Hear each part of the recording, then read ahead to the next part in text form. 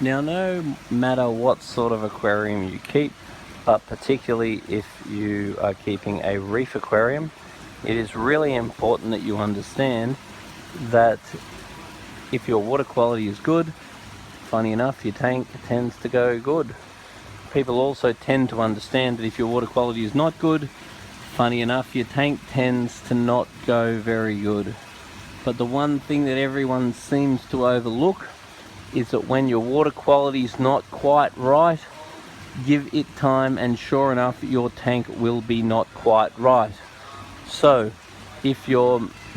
calcium level's low, if your phosphate level's high,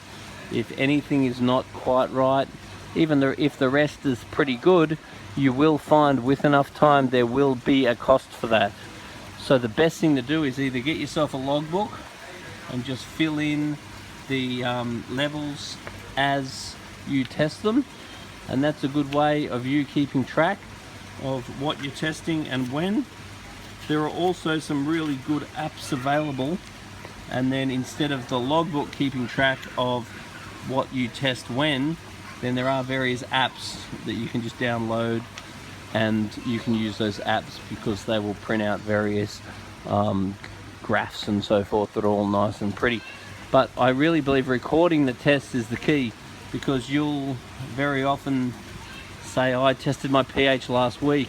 but the reality is time gets away, and it wasn't last week, it wasn't even the week before that or the week before that. So ensuring that you are testing your levels regularly and supplementing regularly